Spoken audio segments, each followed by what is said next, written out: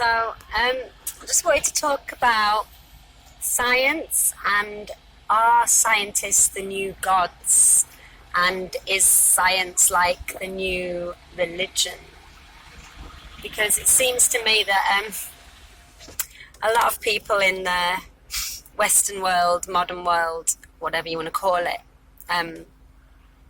seem to have almost too much faith in these scientists. Because when you think about it, they're just people and they make mistakes like anyone else. And the one thing we do know about science is that it's always disproving itself, They'll do one experiment that proves one thing, and then a year later or a few years later, somewhere down the line, there'll be another experiment that will prove the opposite, So I just think it's quite dangerous to have blind faith in science, whatever aspect of science that is. Also, I do think a lot of things about science are great. It can protect us from things, and it obviously has helped us in a lot of ways. But also, it's dangerous in other ways. So, like, say, the atomic bomb, obviously, that was invented by scientists.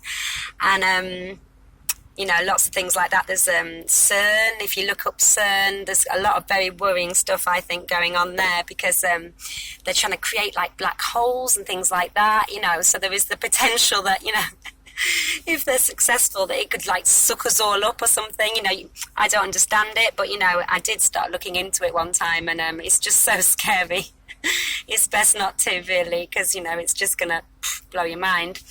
But yeah, obviously scientists can be very, very clever people, but to me it seems like sometimes they don't always apply wisdom and kind of that type of thing with their intelligence. So I think you can be very intellectually intelligent but not wise at all, and if there's no morals that go along with it, then obviously that's when it can lead to, bioweapons or, bombs and all sorts of horrific kind of, things that can be used against people in whatever way. So, the scientists that invent these things, in a way, I think, God, they must be actually, in a way, a bit stupid.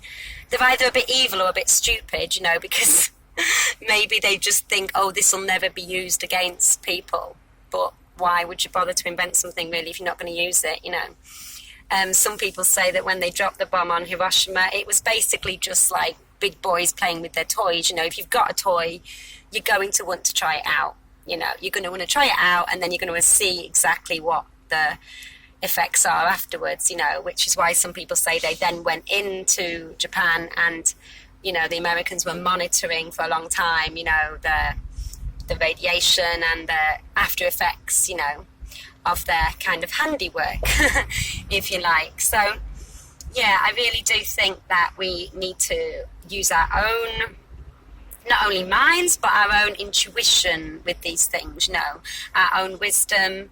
And as I keep saying, we're all individuals, and what's right for one person is not necessarily right for another person.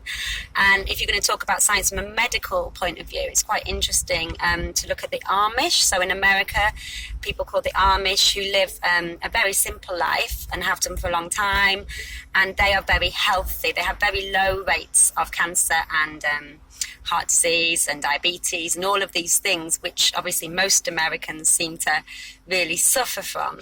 So that could be down to lots of factors, obviously diet, being outside, they're very outdoorsy people, living in harmony with the earth, very self-sufficient, so that keeps them fit and healthy. Obviously all the food they eat is organic because it's bound to be, they're making it themselves. And also they don't have, all the vaccinations, that could be a factor. So it just shows that there is an alternative way of living, which, you don't need all of that science. They don't have all of that science, and actually they are thriving, really, So I just think all of these things need to be considered. People need to look at the bigger picture.